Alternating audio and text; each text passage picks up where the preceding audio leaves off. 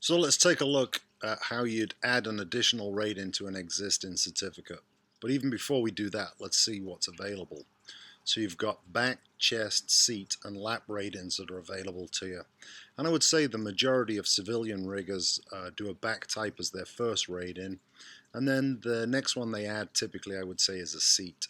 For the military riggers, typically it would be chest next.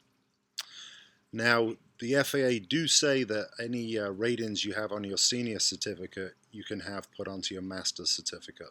And that's kind of the point on why you might want to start out adding ratings, is it's the next logical step in moving towards a master rigger certificate.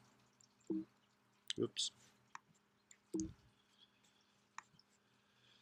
Now, to get an additional rating, you have to pack 20 parachutes of the type for which you're seeking a rating, and they have to be done in accordance with the manufacturer's instructions and supervised by an appropriately type-rated rigger. That's a rigger holding that type rating already. And you need to log them in accordance with the FARs. Now, once you've got your 20 pack jobs out of the way, you have to fill out an FAA Form 8610-2.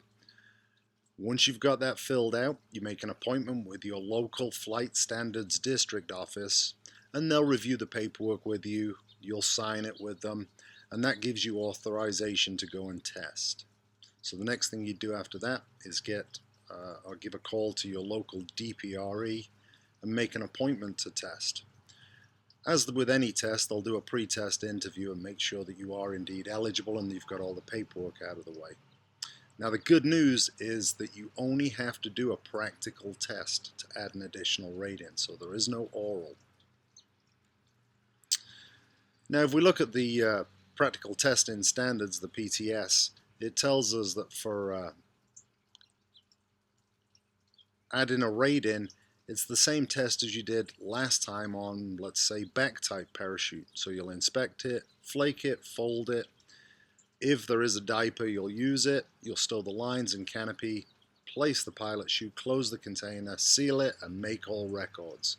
So it goes pretty quick. You're looking at probably only a total of about an hour for this test. And again, no oral questions. I want to take a moment at this point to have a look at a question that's also in the PTS about additional ratings.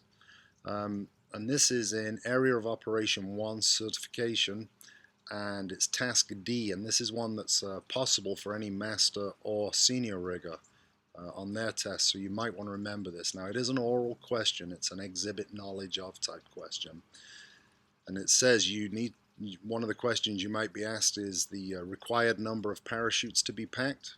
Okay, we know what that is. The required method of packing, we already talked about that. Who can supervise you packing, and what type of test or tests are required to add an additional rating. Now this is that's really all I have to say about it from a test point of view, but I will say this is an easy thing to come by and do at any time at my shop.